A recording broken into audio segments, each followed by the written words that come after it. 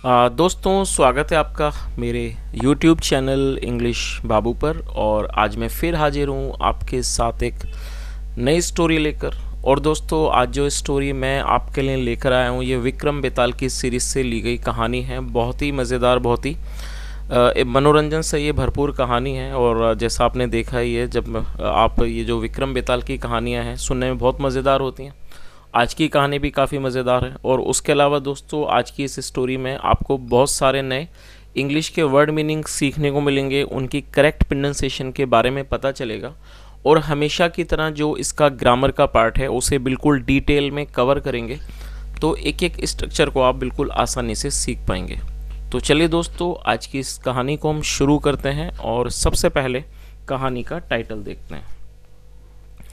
कहानी का टाइटल है द सैड एंड। क्या मतलब हुआ दोस्तों? सैड का मतलब होता है दुखद, दुख, सैड इसे दुखद ये नाउन है। और एंड का मतलब अंत। तो क्या अर्थ हुआ? द सैड एंड मतलब कि दुखद अंत। तो दोस्तों, ये आज की इस कहानी का टाइटल है, शीर्षक है। और अब मैं इसे पढ़ना शुरू करता हूँ। आपसे रिक्वेस्ट है, आप कहानी को बिल्कुल ध्यान से सुने और यदि पॉसिबल हो तो आज के जो वर्ड मीनिंग है आप इन्हें नोट ज़रूर करें, क्योंकि जो वर्ड मीनिंग है काफ़ी अच्छे आपको वर्ड मीनिंग देखने को मिलेंगे। तो चलिए इसको शुरू करते हैं।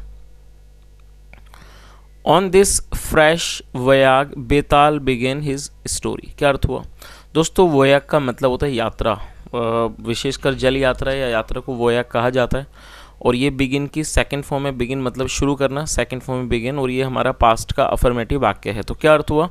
ऑन दिस फ्रेश वोयाग मतलब इस नई यात्रा पर बेताल बिगेन हिज स्टोरी, बेताल ने अपनी कहानी को शुरू किया। चलिए आगे देखिए। और कहानी यहाँ से है ये। Chunni Datta was a trader who lived in Kamalpur. दोस्तों, ये जो वाक्य है ये सिंपल पास्ट का वाक्य है। जब हम सिंपल पास्ट में कोई वाक्य बनाते हैं तो वहाँ वॉज या वर्ब का प्रयोग हेल्पिंग वर्ब के रूप में किया जाता है। साथ में नाउन या एडजेक्टिव को लेकर वाक्य को बनाया जाता है। ट्रेडर का मतलब होता है व्यापारी। चुन्नी दत्त वॉज अ ट्रेडर मतलब चुन्नी दत्त एक व्यापारी था। Who lived in Kamalpur, who का मतलब होता है कौन, जो कि एक रिलेटिव प्रोनाउन है।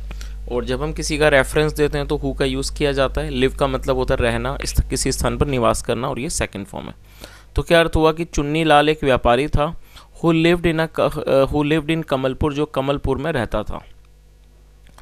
His wives name was Manjari. Wife के बाद एपिस्ट्रोफी एस है, जिसका मतलब होता है काकी के। जब हम नाम के साथ कुछ जोड़ना चाहते हैं किसी व्यक्ति के साथ तो एपिस्ट्रोफी एस का यूज़ किया जाता है।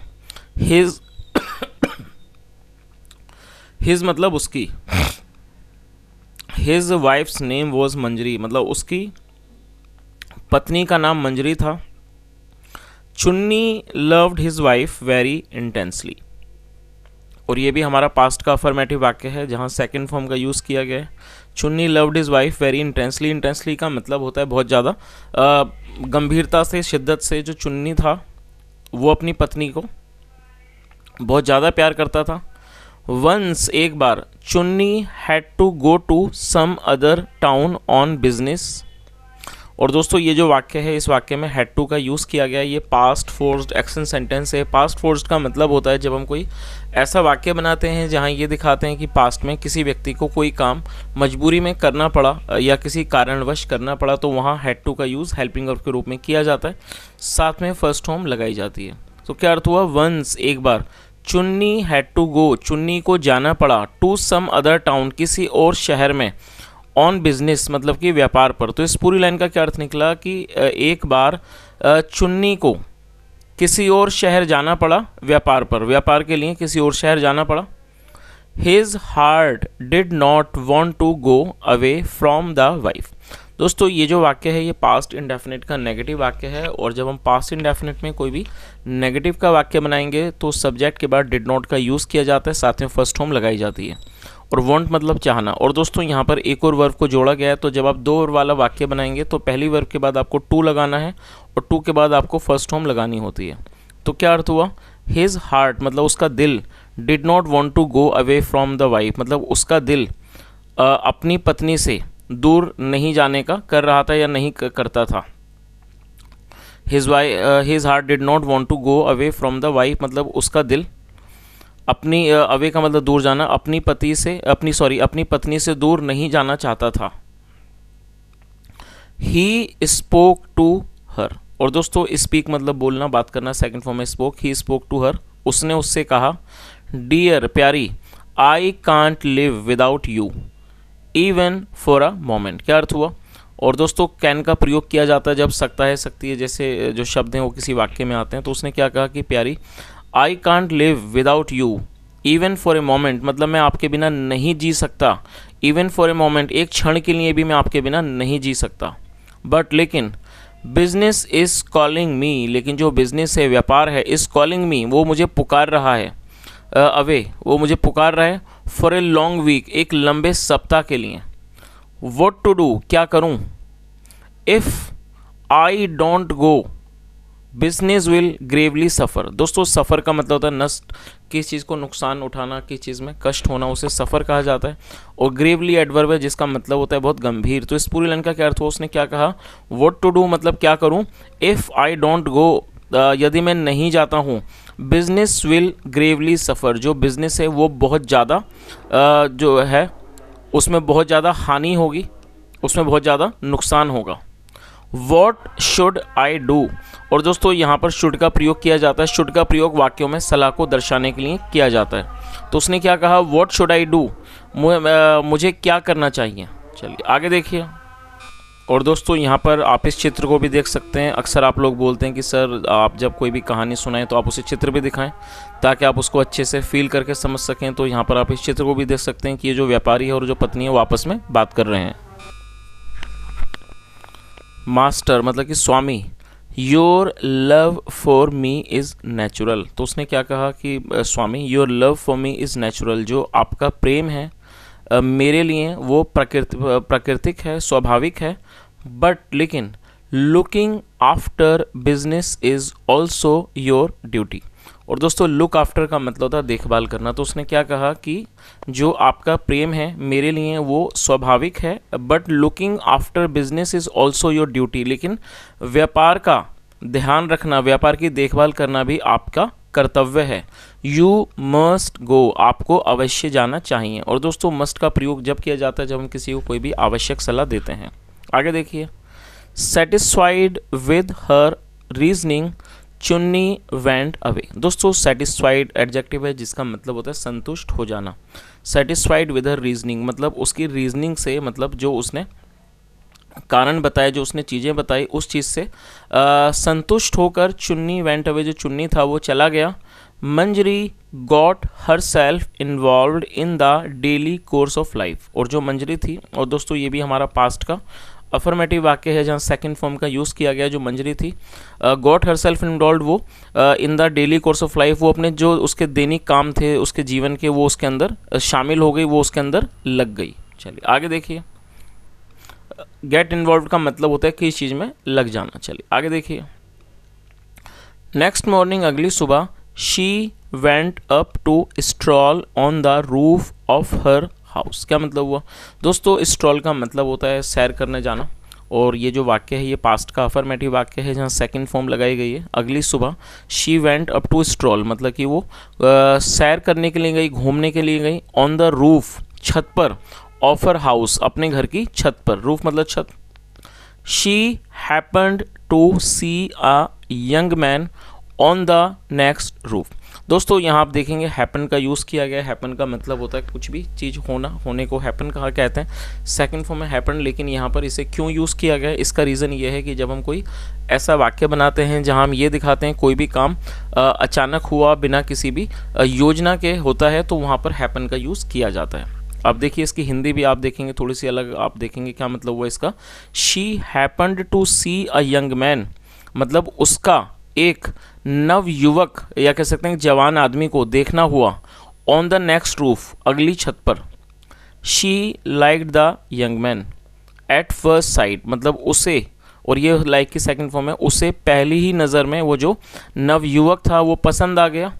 And fell in love with him. और दोस्तों फॉल इन लव मतलब होता है किसी के प्यार में पड़ जाना। FALL फॉल, और उसके बाद ये फर्स्ट फॉर्म है। फॉल इन लव मतलब प्यार में पड़ना, प्यार होना, और ये सेकंड फॉर्म है। तो क्या अर्थ हुआ? And fell in love with him, और वो उसके प्यार में पड़ गई.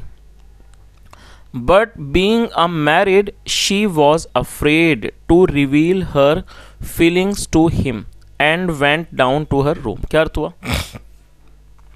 बीइंग का मतलब होता है किसी अवस्था में बने हुए होना, और मैरिड का मतलब होता है विवाहित. तो इसका क्या अर्थ हुआ? बट बीइंग अ मैरिड, लेकिन मतलब कि विवाहित होने के नाते या विवाहित होने के चलते, शी वॉज अफ्रेड, वह डरी हुई थी. मतलब उसको डर था. किस चीज़ का डर था?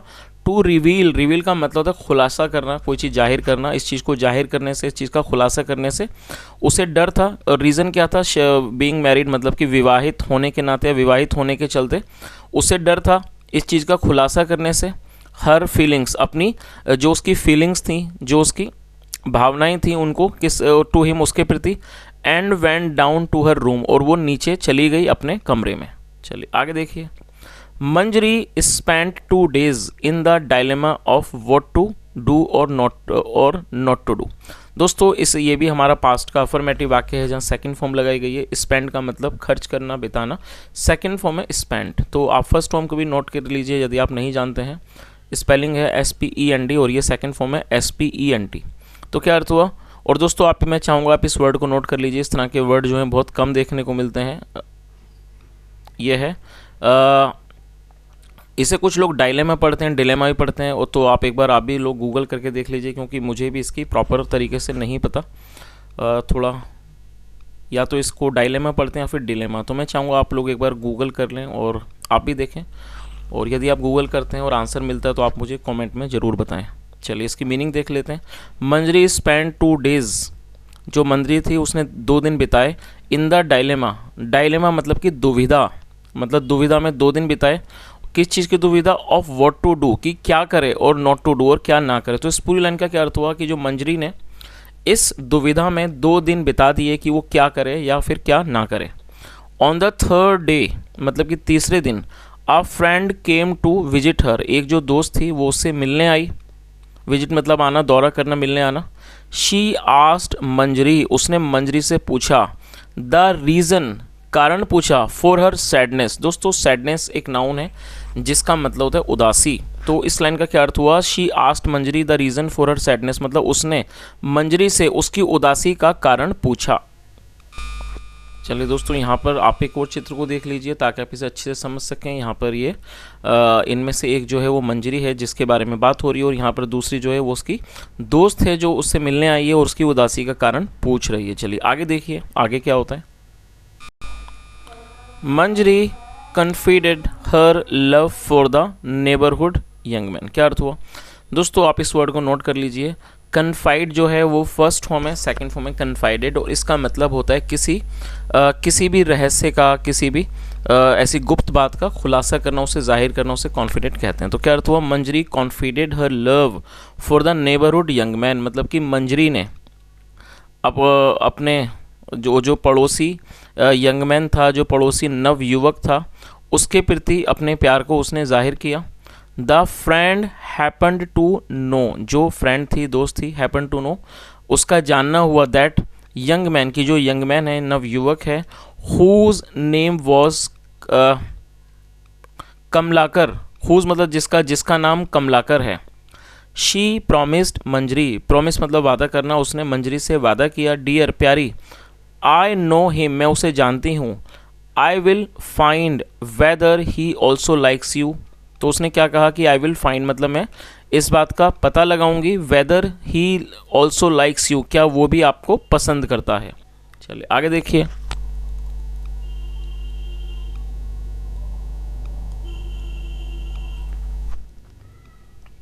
The next day Manjari's friend went to meet the young man Kamalakar. क्या अर्थ हुआ कि अगले दिन जो मंजरी की दोस्त थी, वेंट टू मीट, वो मिलने गई. The young Kamalakar, young man Kamalakar, उस नव युवक कमलाकर से वो मिलने गई. इट वॉज रिवील्ड, और रिवील मतलब खुलासा होना, और ये सेकंड फॉर्म है. इट वॉज रिवील्ड मतलब इस बात का खुलासा हुआ कि the young man was also fallen in love with Manjari, की जो यंग मैन था, नव युवक था, also fallen in love with Manjari, उसे भी मंजरी से प्यार हो चुका था. Ever since he saw her on the roof, जब से उसने छत पर देखा था. तो इस पूरी लाइन का क्या अर्थ हुआ कि इस बात का खुलासा हुआ कि जो नव युवक है उसे भी मंजरी से प्यार हो चुका था जब से उसने उसे छत पर देखा था। The friend brought Kamalakar to Manjari's house, और दोस्तों ब्रिंग का मतलब लाना होता है, सेकंड फॉर्म में ब्रॉट, जो वो दोस्त थी वो कमलाकर को मंजरी के घर पर लाई। बट टू देयर शॉक, लेकिन ये बड़ी हैरानी की बात थी, वो हैरानी हुई।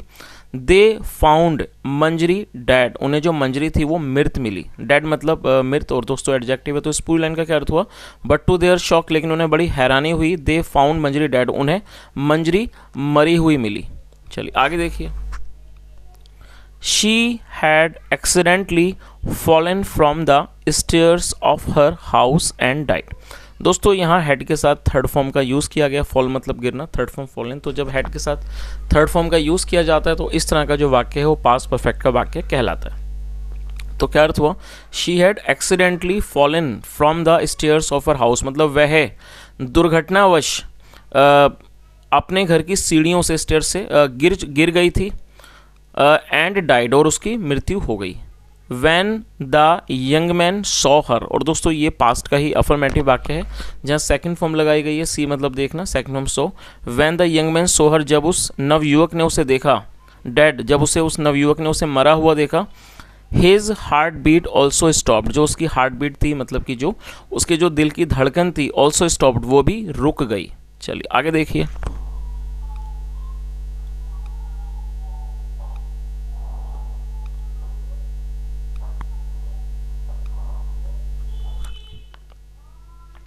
Since Chunni was away and Kamlakar had no living relative, the villagers decided to perform their last rituals. क्या अर्थ हुआ, Since क्योंकि चुन्नी was away, जो चुन्नी था वो दूर था, घर पर नहीं था, वो चुन्नी दूर था। And Kamlakar had no living relative, और जो कमलाकर था उसका कोई भी जीवित रिश्तेदार नहीं था। द विलेजर्स डिसाइडेड, जो विलेजर्स थे, जो गांव वाले थे, ग्रामीण थे, डिसाइडेड उन्होंने फैसला किया, निर्णय किया, to perform their last rite, उनके जो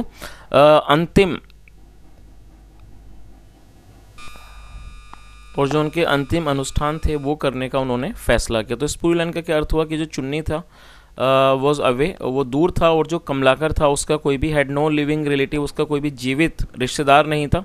तो जो विलेजर्स थे, ग्रामीण थे, उन्होंने फैसला किया to perform their last rites, उनके जो अंतिम अनुष्ठान करने का उन्होंने फैसला किया।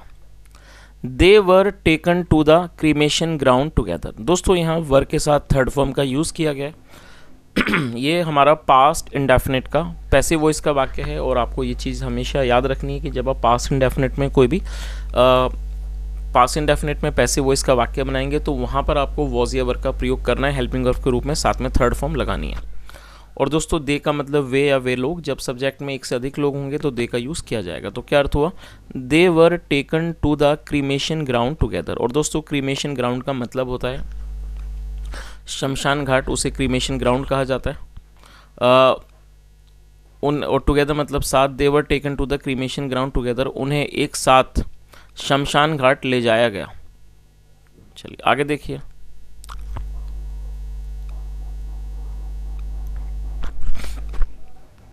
Meanwhile, Chunni returned from his business trip and learned about the death of his wife. Meanwhile का मतलब होता है इस दौरान जो चुन्नी था, return from his business trip, वो अपनी बिजनेस ट्रिप से मतलब जो उसकी जो व्यावसायिक जो उसकी यात्रा थी, जो उसके व्यापार की यात्रा थी, उससे वो वापस लौट आया। And learn about the death of his wife, learn मतलब पता चलना, सेकंड फ्रॉम लर्न, और उसे अपनी पत्नी की मृत्यु के बारे में पता चला। He ran to the cremation ground grief stricken, और वो दौड़ कर गया कहाँ, और ये रन की सेकंड फॉर्म में ran, he ran to the cremation ground, और वो दौड़ कर जो क्रीमेशन ग्राउंड था मतलब जो शमशान घाट था वहाँ पर वो गया। ग्रीफ स्ट्रीकन मतलब कि बिल्कुल दुख में वो वहाँ गया। By the time he reach there मतलब जब तक वो वहाँ पहुँच पाता, he reach there, the funeral pyres of Manjari and Kamlakar had been lit, जो फ्यूनरल पायर, दोस्तों फ्यूनरल पायर का मतलब होता है अंतिम संस्कार की चिता, और दोस्तों ये यहाँ हैड बीन के साथ थर्ड फॉर्म लगाई गई है, लाइट मतलब जलाना, थर्ड फॉर्म में लिट। तो ये हमारा पास्ट परफेक्ट का पैसिव वॉइस का वाक्य है, और आप इसके स्ट्रक्चर को नोट कर सकते हैं। जब हम पास्ट परफेक्ट में पैसिव वॉइस में वाक्य बनाएंगे तो वहाँ हैड बीन के साथ थर्ड फॉर्म का इस्तेमाल किया जाता है। तो इस पूरी लाइन का क्या अर्थ निकला, by the time he reach there the funeral pyres of Manjari and Kamlakar had been lit, मतलब जब तक वो वहाँ पहुँचा, जो फ्यूनरल पायर्स थे मतलब कि जो चिताएँ थीं किसकी, मंजरी और कमलाकर की, उन्हें जलाया जा चुका था। द सीन ओवरवेल्म्ड चुन्नी, और ये जो दृश्य था ओवरवेल्म चुन्नी, उससे वो अभिभूत हो गया। To him the life looked meaningless now, और उसके लिए जो जीवन था लुक्ड मीनिंगलेस, वो किसी भी मतलब कि उसका कोई मीनिंग नहीं थी। अब he jumped into the flames of the pyre, और दोस्तों फ्लेम का मतलब होता है लपटें, ज्वाला, तो और उसने क्या करा, वो कूद गया, किस में कूद गया, into the flames of the fire, उस चिता की ज्वाला में, अग्नि में वो कूद गया।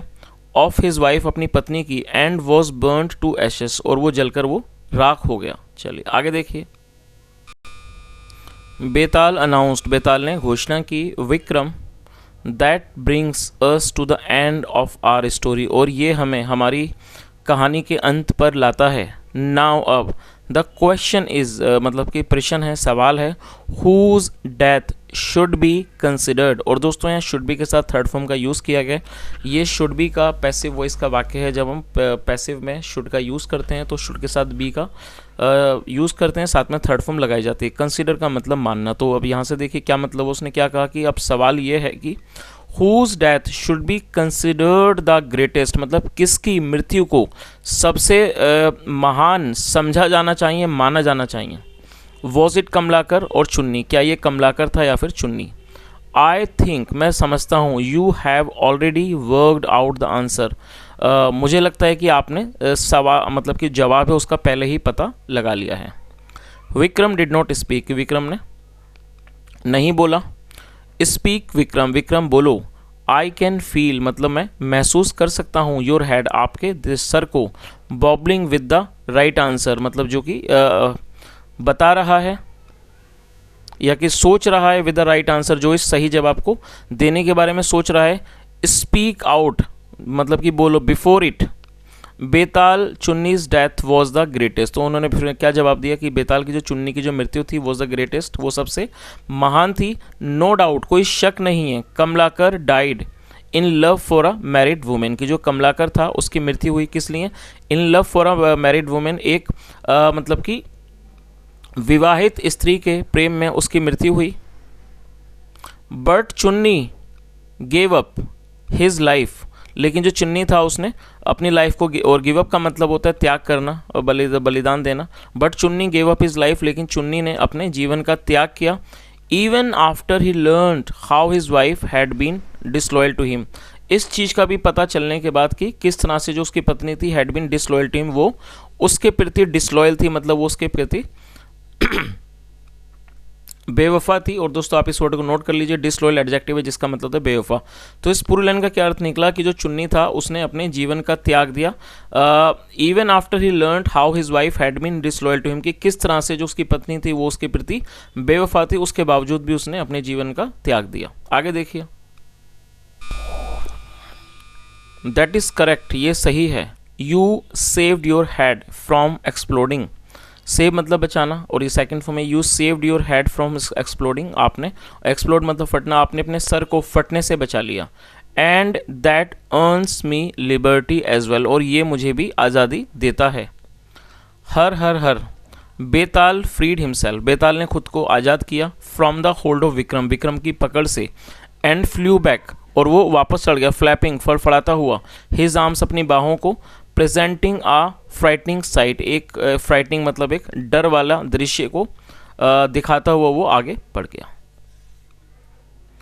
तो दोस्तों ये आज की एक छोटी सी अच्छी सी कहानी थी। मैं उम्मीद करता हूँ कहानी आपको अच्छी लगी होगी। और दोस्तों कहानी के बारे में यदि आपका कोई भी आपकी राय हो तो ज़रूर बताएं, क्योंकि जैसा हमने इस कहानी के अंदर देखा, कहानी थोड़ी सी अलग तरह की कहानी थी, जहाँ पर एक पत्नी और पति के बारे में, और साथ में उस पत्नी का जिस तरह का व्यवहार रहा उसके बारे में बताया गया है। तो आपकी अपनी कोई भी एक ओपिनियन हो सकता, तो कमेंट के माध्यम से ज़रूर बताएं कि कहानी आपको कैसे लगी, या फिर इस कहानी का जो कहानी के बारे में आप कुछ कहना चाहें या फिर आपको ऐसा लगता हो कि कहानी का कुछ और एंड भी हो सकता है, वो भी ज़रूर बताएं। उसके अलावा दोस्तों, आपको यदि वीडियो अच्छा लगा हो तो ज़रूर लाइक करें, शेयर करें, चैनल को सब्सक्राइब करें और कुछ सुझाव हो तो कमेंट के माध्यम से ज़रूर बताएं। सुनने के लिए thank you so much. Have a nice day and bye.